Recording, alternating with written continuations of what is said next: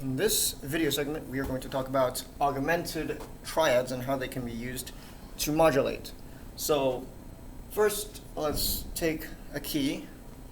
Let's go with, let's just go with C major. Okay? In the key of C major, we are going to have C major triad. And now we are going to mutate this chord into an augmented triad. So we mutate it into an augmented triad by simply raising the fifth scale degree. So that would be this 5. We're going to sharpen it. That's a mutation, where we just change one of the notes in a chord.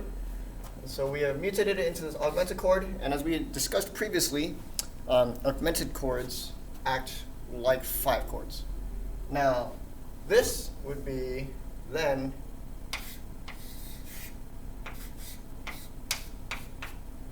five plus of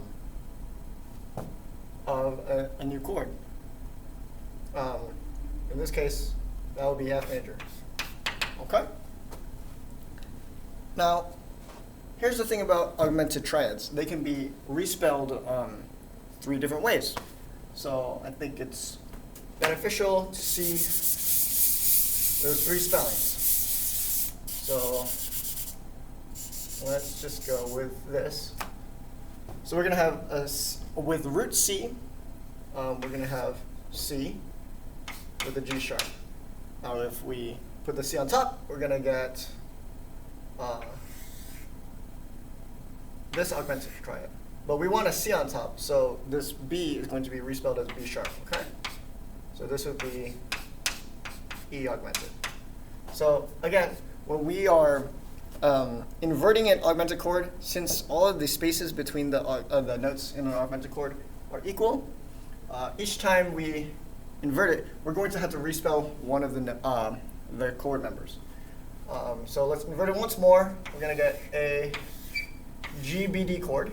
Again, all of these chords are going to be consecutive. So C, E, G, E, G, B, and then G, B, D. And so in this case, to make them all enharmonic, we're going to have a G sharp, and then we have a B sharp, and then we're going to need to get a note value of E, right? Because we have this G sharp here, we have this C natural here, which is also the B sharp. But we need an E natural, and the only way to do that is to double sharp this D to get the E sharp. Okay? So again, so this is going to be G sharp augmented. Again, these are the 3 ways to spell this C augmented chord. Okay? And then there's also going to be a C sharp augmented chord, right? And then a D augmented chord, and then a D sharp augmented chord, and then we get back to E augmented chord, which is the same. So there's only a total of 4 different chords, right? C, C sharp, D, D sharp. There's only 4 different types of augmented chords. Anyways, again, when we invert an augmented chord, we are going to have to respell some of the chord members. So we could also call this, sorry, this is G sharp augmented. We could also call that A flat augmented. And so we would spell that A, C, E. And to spell an augmented chord in A flat, we would have an A flat. And then this is an E natural. Okay?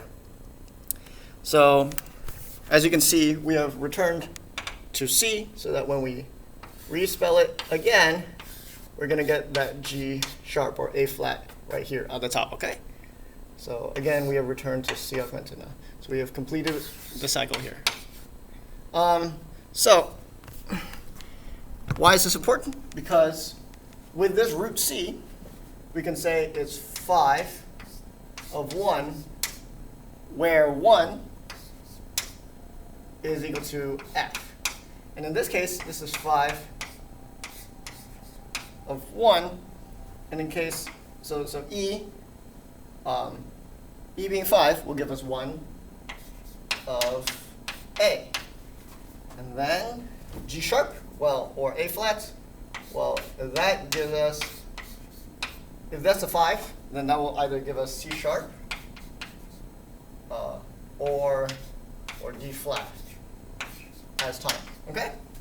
So given a C augmented triad, which can be respelled as an E augmented triad or a G sharp or A flat augmented chord, we can travel to these three keys, these three new keys. So C will give us F, A, and C sharp or D flat. And note that these are all major. Okay? We have not yet covered minor. So all of these are major chords. All right? Hope that helps.